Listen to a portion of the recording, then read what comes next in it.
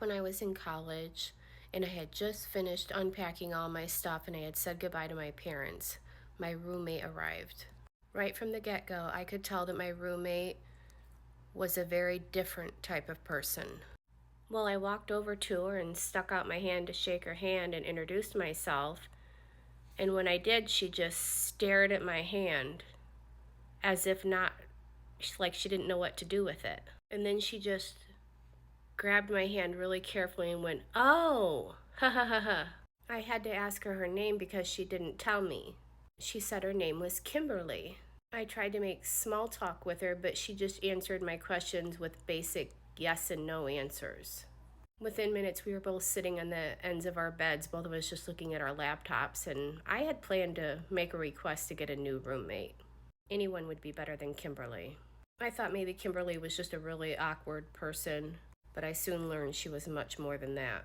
So I went and walked around my dorm and I met some other people that were really friendly.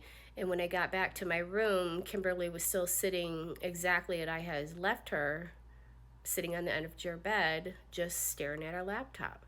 I said, "How you been, Kimberly?" And she didn't say anything. So it was like 10:30 and I just shut off the lamp on my side of the room and went to bed. I didn't fall asleep anytime soon though. Kimberly was on her laptop until like 3 in the morning.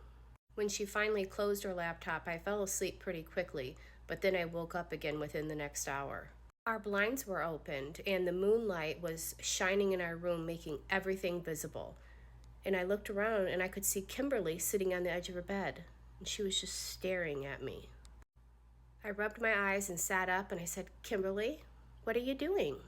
She just whispered back, "Sorry," and laid down. When I woke up the next morning, Kimberly wasn't in the room, and I felt like that was the first time she had even left our room. It was Saturday and it was orientation day and all of the campus activities were going on. Me and a group of girls were walking around the campus and we were walking by some of the gardens and I overheard someone say, "What in the world is that girl doing in there?" I turned to look and see who they were talking about, and it was Kimberly, literally sitting in the dirt behind some bushes, rubbing the bark of a tree with her hands. The orientation leader didn't notice, otherwise I think she would have said something for sure. After we had walked past her, I mentioned to the people I was with that that girl that we had passed in the garden was my roommate. They apologized to me, and none of us knew if it was appropriate to laugh or not, but we did. I made friends with those girls, and we had planned to get together later that night. Later that afternoon, when I got back to my dorm, I had a note that the school had found a new roommate for me, and things looked like they were turning around for the better.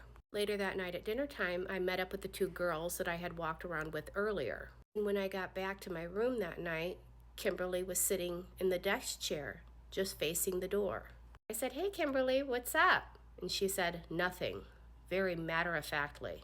So I sat on my bed and opened my laptop, and I realized I had forgotten to lock it. I also realized that all of my emails had been opened.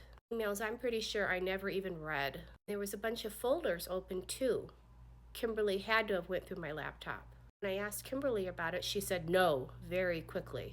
I know this creepy chick was definitely going through my computer when I was out. I knew she didn't, but I didn't pursue it.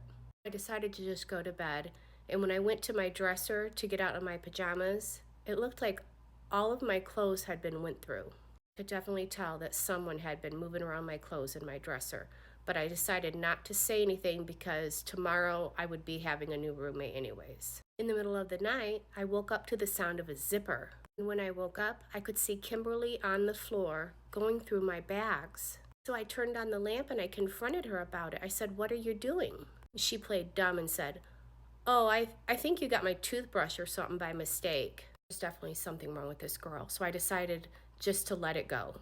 The next morning after breakfast, I met my new roommate and everything went really well. Sunday night, after having dinner with my new roommate and getting to know each other a little bit, we finally decided to just go to bed. Then for the third night in a row, I woke up in the middle of the night to some really strange noise. It was a weird clicking noise, and it wasn't consistent, but I would hear it like twice every 30 seconds. I sat up and looked around, hoping to find something innocent like just a mouse or some heavy bag making a weak floorboard squeak or something like that. As I scoped out the room, I realized the sound was coming from the other side of the door. The nightlight in the commons area was always on, So when I looked through the peephole, I could see a scalp of a person on the other side of the door. They were looking down, so I couldn't see their face. And then I realized that the tiny clicking noises was coming from the doorknob. And I was sure the person was trying to unlock our door. Well, I hurried up and grabbed the phone and called the police department for the campus, and they showed up within 5 minutes. And only then did I feel like it was safe to open the door. When I opened the door, the officers had Kimberly in cuffs, and I had a feeling it was her.